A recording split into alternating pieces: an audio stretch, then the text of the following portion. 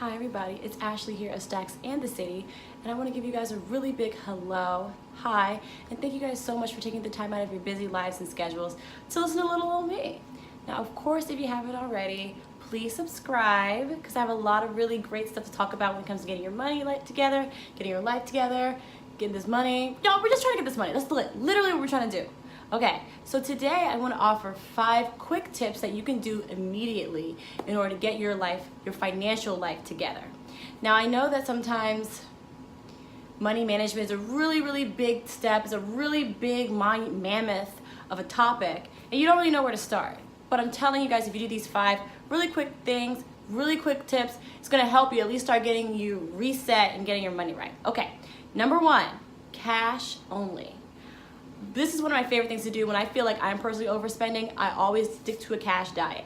So essentially, whatever discretionary income you think you'll have, whatever you think you'll need, maybe $200 a week, $500 a week, whatever your budget allows you, to do, take it out in cash. In fact, how much money do you think you spend per week? Maybe you don't look. How much money do you think you spend per week? Take that out in cash. And everything you do that week, only cash. Cash only. Cash only diet, y'all, it gets real quick.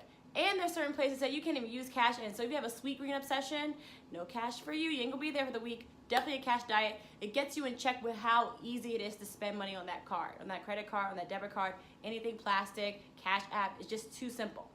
Okay, number 2, whenever you go to a store, always take back one item. So I generally like to shop with a list. Generally, if I'm going, especially when I go to the grocery store, I shop with a list. If I'm not, then I'm just gonna be putting too much stuff in my basket. I ain't gonna got time for that. So if you're not one to carry a list, which I do recommend, I should put that in, y'all have a list.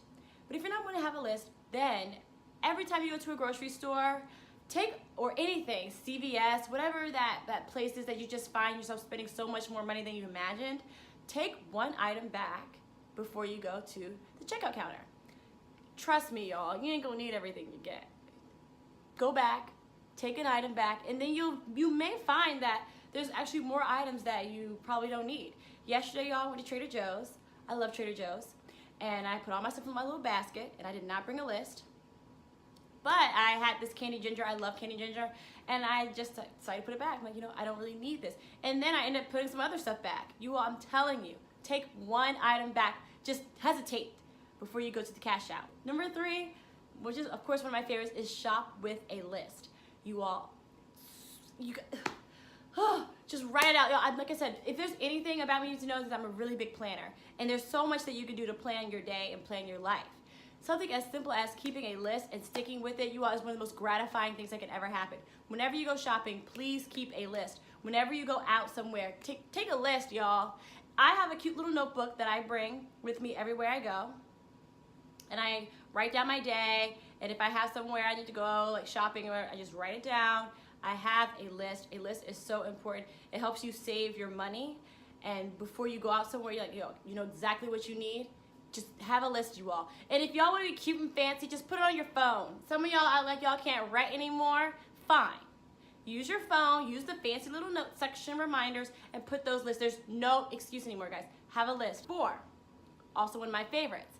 If you want to get that savings started, is to automatically put money into a completely separate bank account that you have no access to.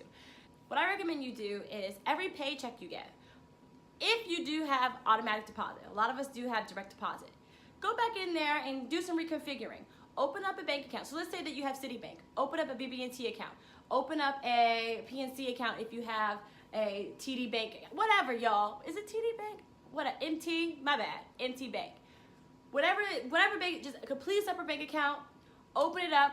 Cut up the debit card when you get it. Delete the app. Like, it doesn't exist anymore. But put 5% of whatever your paycheck is into that separate account. You will not miss it, I promise. You will forget it's there. Put it in there and you will be surprised at how quickly that money will accumulate over time. Here's the thing, you all, some of us, I don't wanna do that, I'm like going into all that.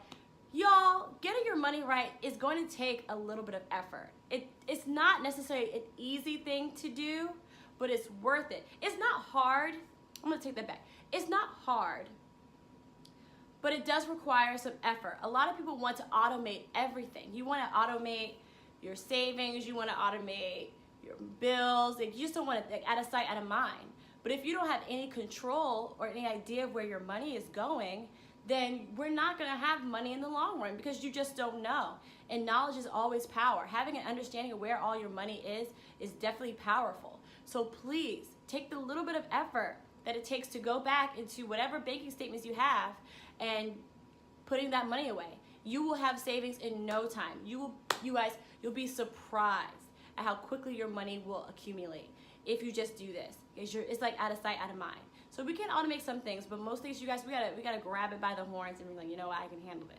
Okay, my last tip, you all, and you, honestly, I got a 5A, 5B, I'm not gonna lie. I have a bonus tip, that's what we're gonna call it. I have a bonus tip. Okay, my last tip is to negotiate. You guys, I've been all over the world. And it's very funny with the way that Western cultures do business versus more Eastern cultures do business. When I go to the East, there's all these shooks or these open markets where they have all these goods. You'll see everything there. You'll see really fun, beautiful, eclectic spices. You'll see Nike shoes. You'll see headphones. You'll see Apple phones. It's crazy. And they may be knockoffs, but they're still there. But people go to those markets and they interact with the vendor, but they're always heckling a price down. $5, no, bro, $2. And then they meet in the $3. We meet in the middle. Obviously, in America or in more Western cultures, it doesn't work that way always per se. The price you see, the price is what you get. But there are still ways that you can negotiate a price. You all, I'm an avid believer in the discount. There's a discount for everything. There's coupons. There's discount codes. There's 30% off. There's sales. There's clearances. You all, it's everywhere. And for me, that's the way that the Western culture negotiates a price. The price that you see on a tag, you should never accept as what it is. You should never accept that. Never ever accept it. I am a huge advocate of always trying to find ways to minimize the cost of something that a company is trying to present to me. To me, a price is a suggestion. They suggest that I pay that. Usually I don't agree with the suggestion and I find a counter price through coupons and codes and things like that. So there's a couponing thing that people are really into. I personally have never done couponing, which is kind of crazy because I want to get into it. One place that I go to personally is called Retail Me Not. And basically I just type in a code and then you'll see all these codes that they have. Not every code will work, you guys. I'm not gonna lie. You gotta do some finagling, but it could work. Going to the clearance will help. You just so many different ways.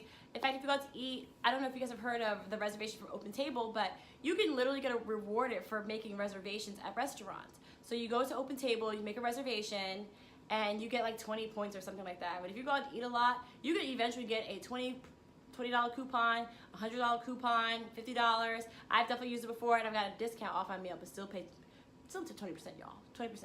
So there are so many ways to negotiate prices here, even in America. So highly recommend doing that, you guys. Highly recommend that. And I'll have that stuff in the description box, like going to Retail Me Not. 5B, the bonus, guys, the bonus I have is to delete all apps. Delete any saved payments on your phone. Anything that will trigger you to spend money that you may or may not have on items that you probably don't need, you need to eradicate it. Make it easy for you. Make it easy to not spend money that you know you don't need. You know you don't need it. We're not gonna worry about that.